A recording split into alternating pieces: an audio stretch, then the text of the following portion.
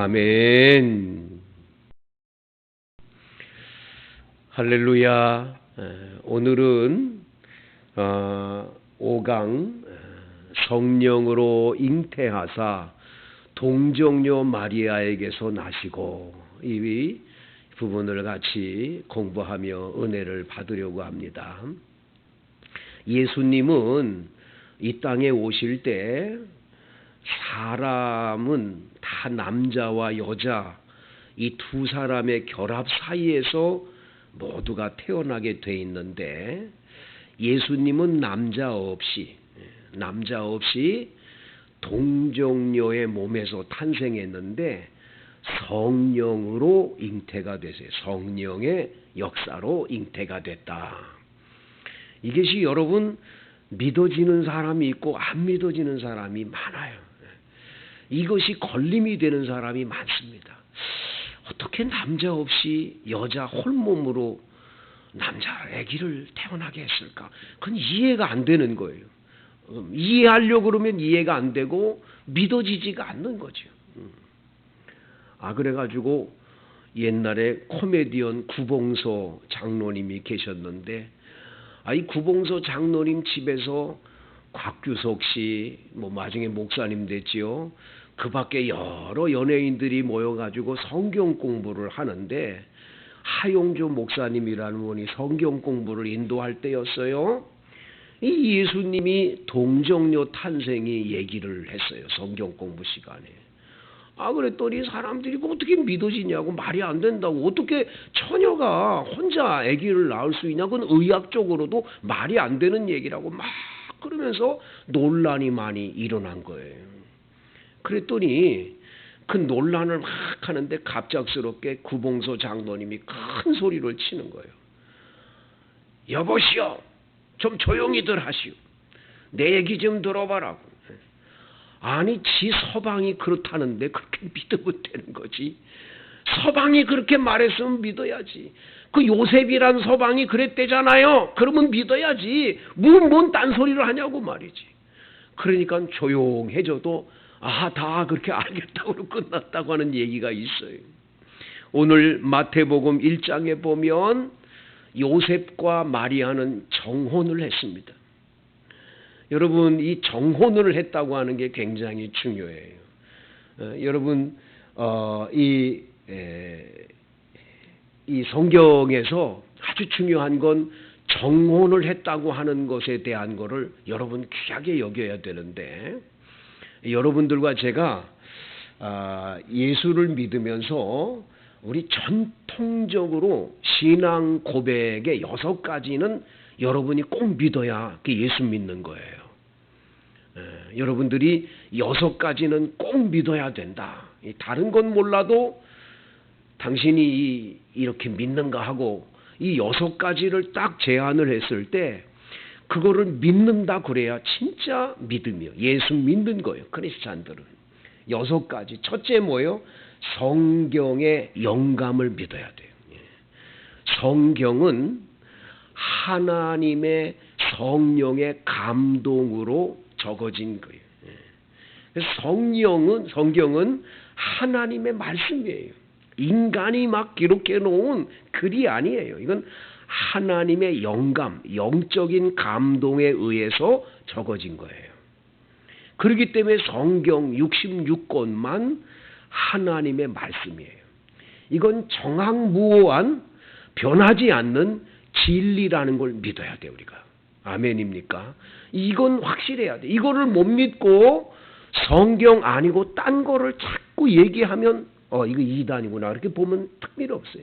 그러니까 이단들은 성경에서 뭘 뽑았다고 얘기하면서 자기들 교리책을 가지고 자꾸 가리키니까 성경을 안 가리키니까 이건 문제가 있는 거예요. 하나님 말씀 아닌 걸 가르치는 거예요. 여러분, 유명한 그 이단 원리강론이라고 하는 걸 가지고 통일교는 그거 가리키잖아요. 전부 그래요. 이단들은 자기들 만든 교재를 가지고 자기들이 그거 뽑아가지고 만든 거니까. 성경이 중요한 거예요. 성경이. 믿습니까? 저희 교회가 다른 건 몰라도 항상 이 강해를 하잖아요. 성경 강해를 계속. 우리 부목사님도 수요일 날 낮 예배 때 계속 강해하고, 저도 강해 계속해요. 왜? 주일 낮 예배 때도 우리 지금 골로새서 강해하고 하냐? 성경이 진리니까 성경을 공부해야지 딴 거 자꾸 하려고 그러면 안 된다라는 거예요. 여기서 빼고 저기서 빼가지고 설교를 하면서 원리를 갖다 얘기하고 이렇게 하면 잘못될까 봐 성경을 계속 읽어가면서 같이 은혜를 받는 거예요. 여러분, 이건 믿어야 된다. 두 번째, 예수님의 신성을 믿어야 돼요. 신성. 예수님의 신성이라는 게 뭐예요? 예수님이 하나님 되심을 믿어야 돼요. 예수님은 하나님이시다라는 걸 믿는 거예요. 예수님이 그냥 인간이 아니라 하나님으로 믿어줘야 돼요. 이거 못 믿으면 곤란해요. 마가복음 15장 39절 시작. 예수를 향하여 섰던 백부장이 그렇게 숨지심을 보고 이르되 이 사람은 진실로 하나님의 아들이었도다 하더라. 예수님 십자가에 못 박혀 돌아가신 장면을 본 백부장의 입에서 나온 고백이에요. 하나님의 아들이다.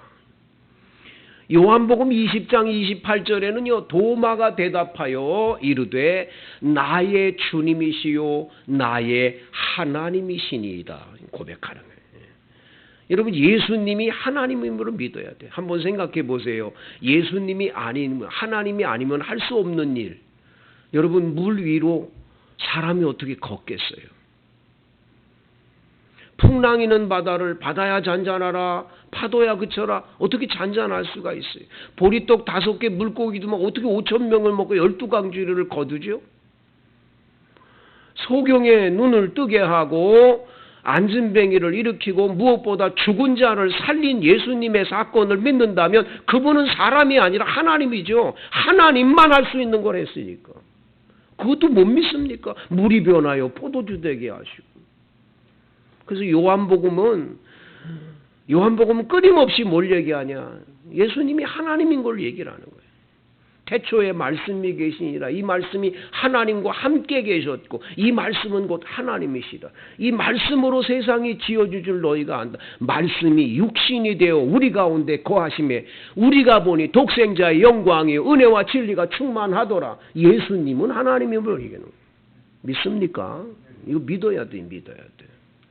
세 번째, 예수님이 동정녀 탄생을 믿어야 돼. 동정녀 마리아에게서 나시고, 이 고백이 여러분들의 고백이 돼야 돼. 여러분, 동정녀라고 하는 이것을 이제 좀 이따가 공부하겠는데요.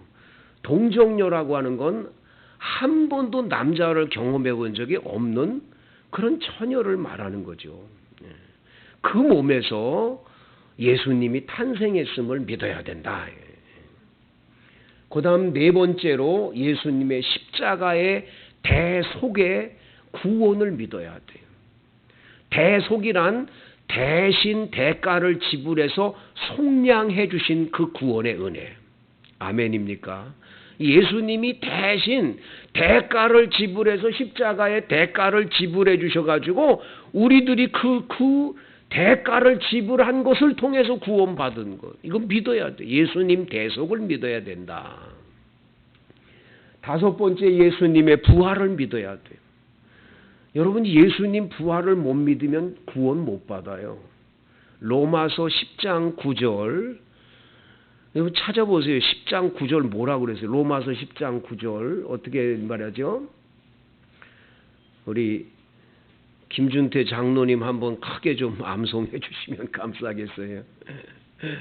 내가 만일 내 입으로 예수를 주라 시인하며 또 그를 죽은 자 가운데서 살리신 것을 내 마음에 믿으면 구원을 받으리니 마음으로 믿어 의에 이르고 구원의 입으로 시인하여 구원에 이르느니라.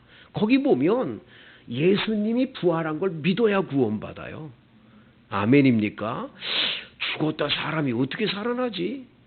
아유, 그 못 믿는다. 그러면 그건 구원 못 받는 거예요.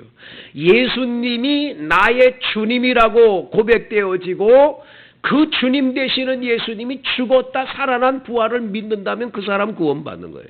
그건 내가 믿습니다라고 입으로 시인하면 구원 받는 거예요. 구원 쉬워요. 여러분 구원 받으리 와서 당신 구원 받았어? 받았어! 그렇게 대답을 해야 돼요. 받았지. 언제 어느 때 받았어? 언제 어느 때 받기는 성경 로마서 10장 9절 읽어봤어? 나는 그대로 믿어. 무슨 말하는 거야 지금?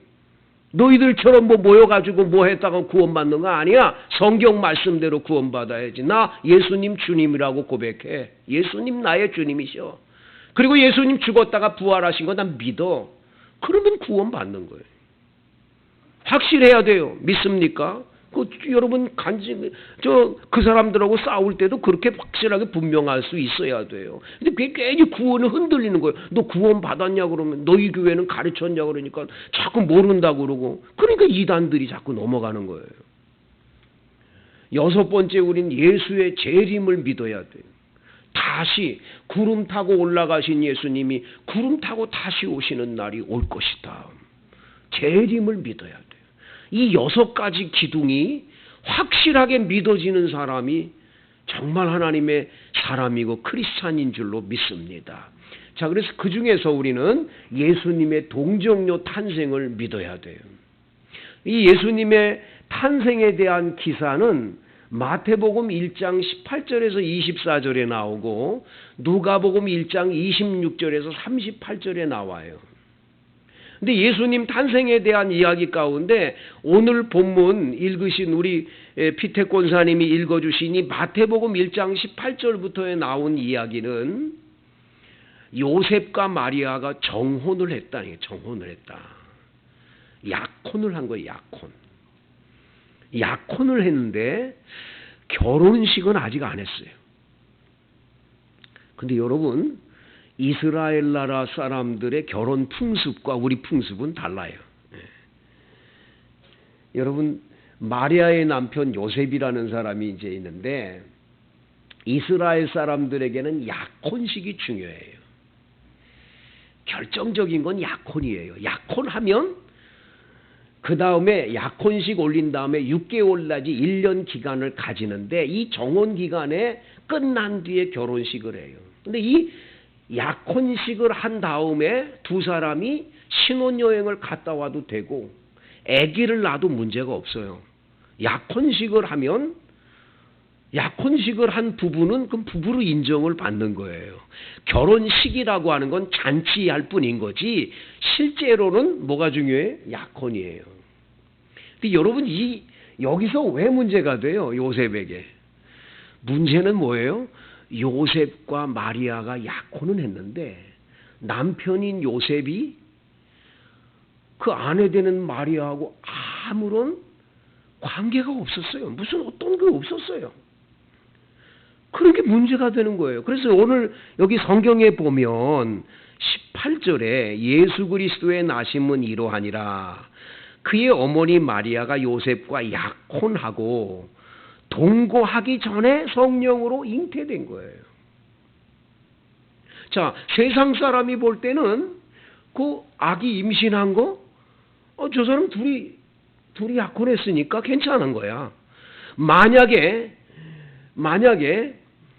이 약혼했는데 아기를 뵈면 우리나라 사람들처럼 만약에 문제가 된다면 이 마리아는 있지를 못했겠죠.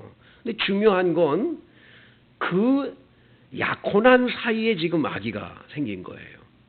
두 번째, 참 안타까운 건 뭐냐? 요셉은 이 마리아가 잉태된 걸 알게 됐어요. 오늘 성경 말씀 19절에 그의 남편 요셉은 의로운 사람이라 그를 드러내지 아니하고 가만히 끊고자 했다. 파혼을 하려는 거예요. 파혼을. 이 요셉이란 사람이 아주 의로운 사람. 그래서 가만히 그냥 이제 파혼을 해야 되겠다 생각을 하고 있었다는 거예요.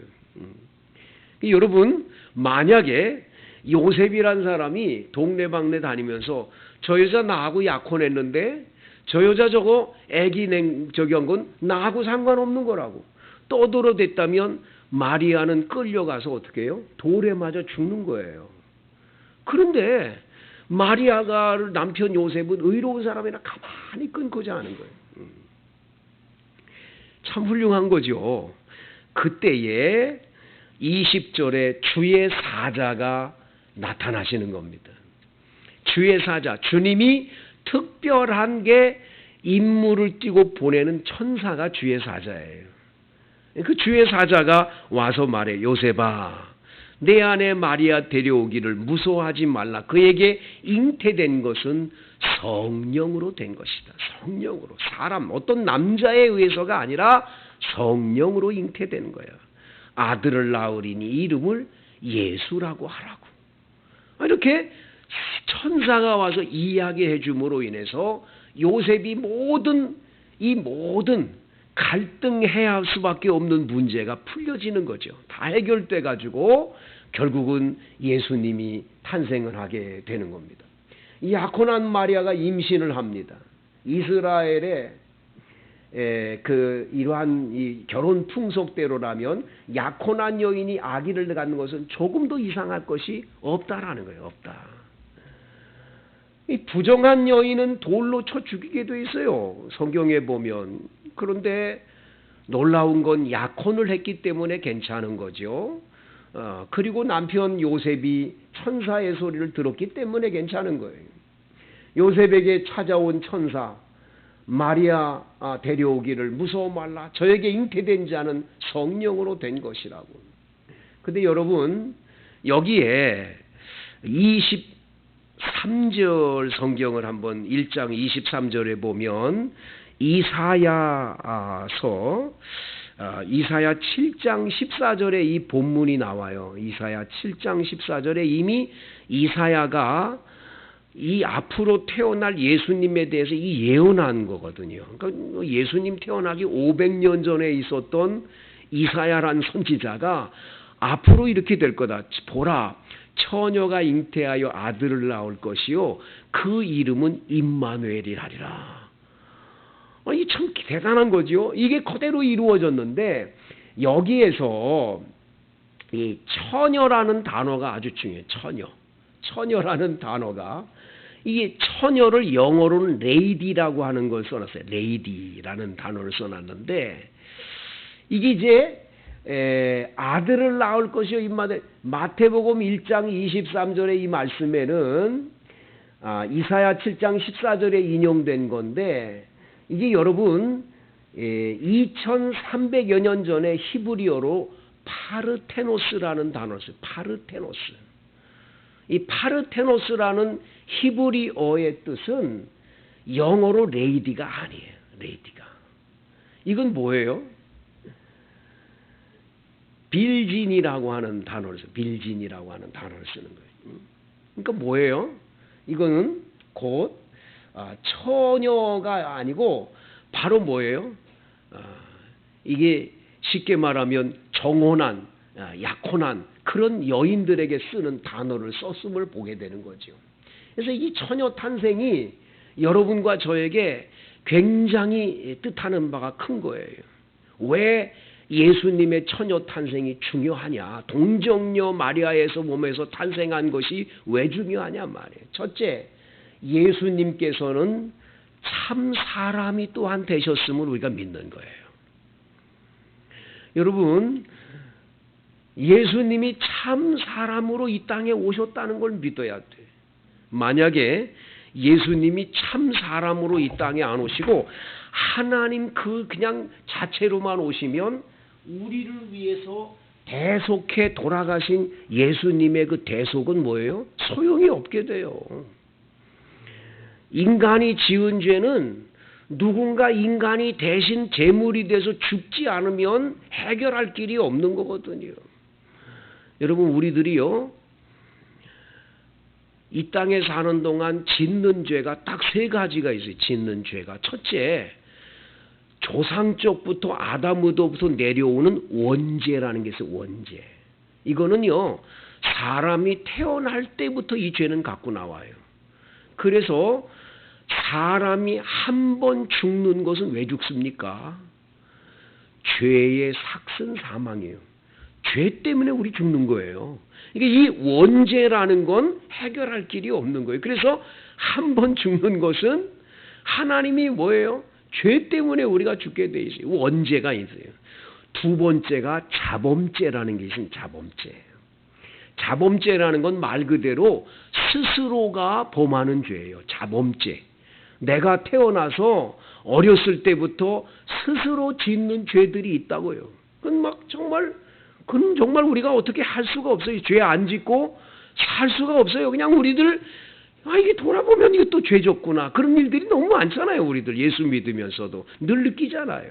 그래서 어떤 분은 차라리 예수 안 믿을 걸, 예수 믿고 나니까 모든 게 다 죄네, 이래가지고 둘이 아주 그냥 한탄하는 분들을 보잖아요. 그래서 여러분 잘 아는 대로 로마서 7장에 보면 사도 바울도 그 고백을 해요. 내가 원하는 선은 행치 않고 자꾸만 죄를 짓냐. 오라 나는 공고한 사람이로다. 이 사망의 몸에서 누가 나를 건져내랴.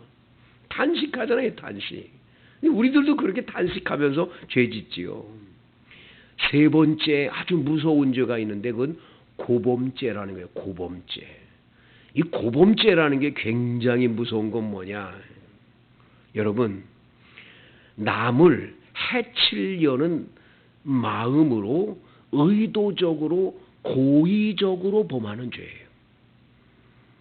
그 성경은 고범죄를 얘기해요. 여러분 고범죄를 짓지 말게 하시고 하는 말이 시편에 나와요. 이 고범죄라는 건 그거예요. 고의로 사람을 어떻게든지 해하려고, 저럼 내가 가만 안 둘 거야, 저럼 죽일 거야, 내가 가만 놔두나 보라.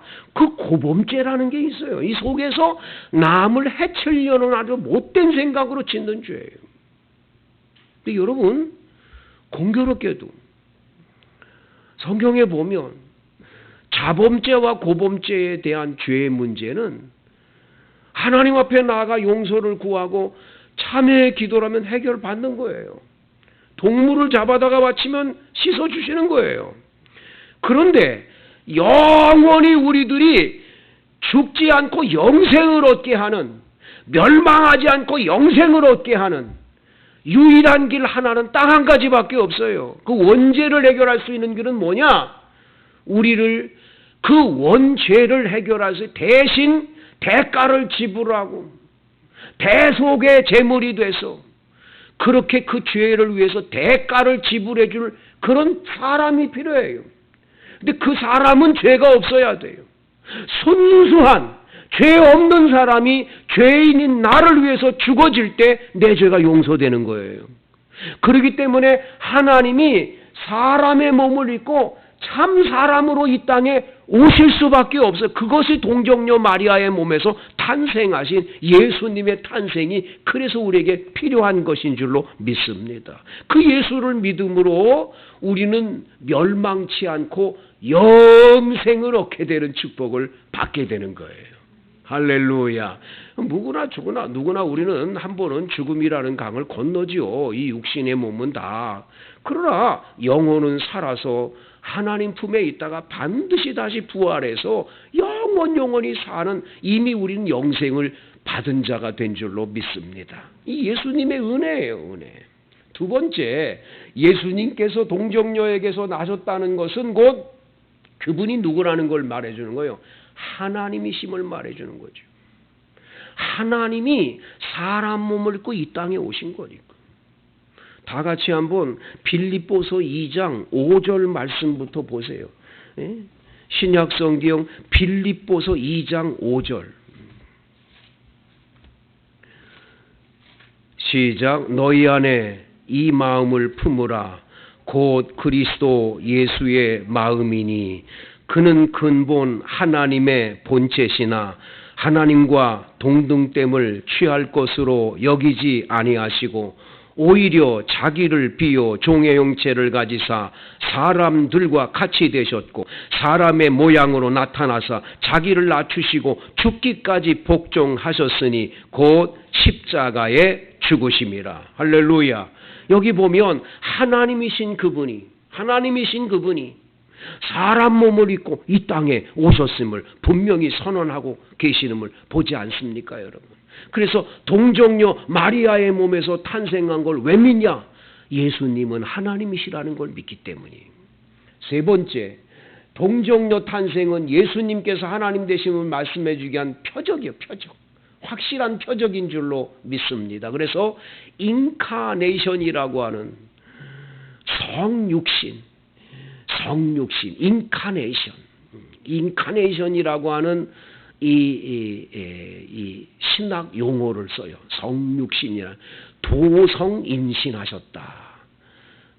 바로 하나님 그분이 사람 몸을 입고 이 땅에 내려오셨다.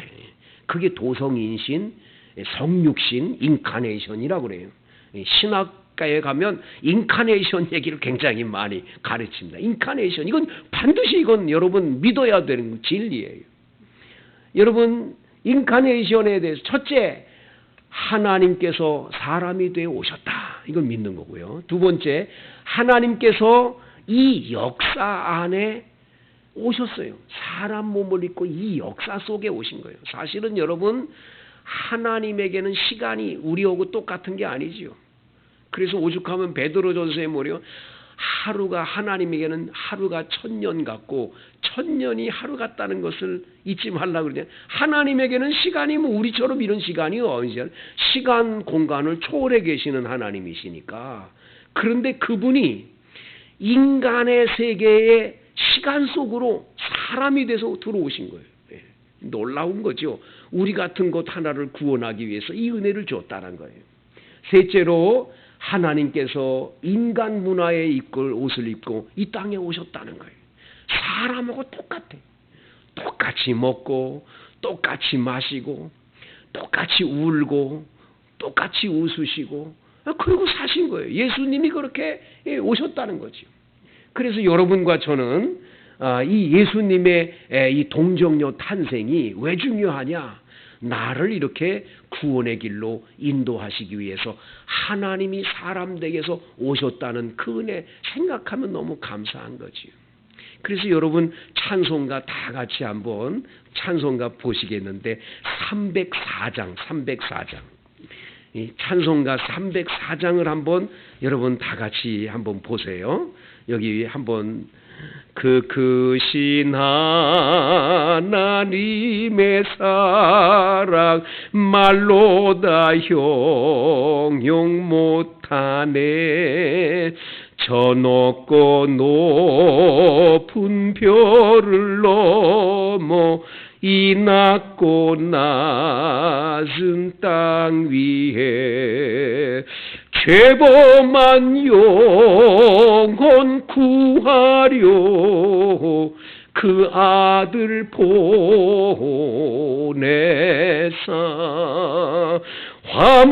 화목제물 삼으시고 죄 용서하셨네. 하나님 크신 사랑을 증량다 못하네.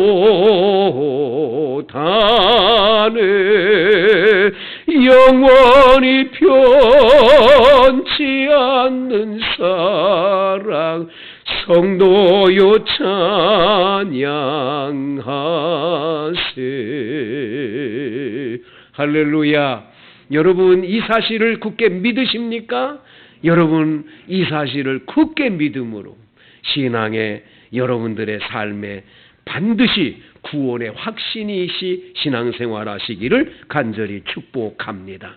성도 여러분, 하나님이 여러분 구원하려고 하나밖에 없는 외아들 예수님을 보내주셨어요. 그 아들을 보내신 예수님이 어떤 건 안 주시겠어요? 여러분 한번 제가 성경 읽고 마칠 테니까 들어보시기 바랍니다. 로마서 8장에 있는 말씀을 제가 읽어드릴 테니까 여러분 들어보세요. 이 말씀 속에 어떤 말씀이 있는지를 잘 한번 생각해 보세요. 로마서 8장에 있는 말씀 제가 봉독해 올려드립니다.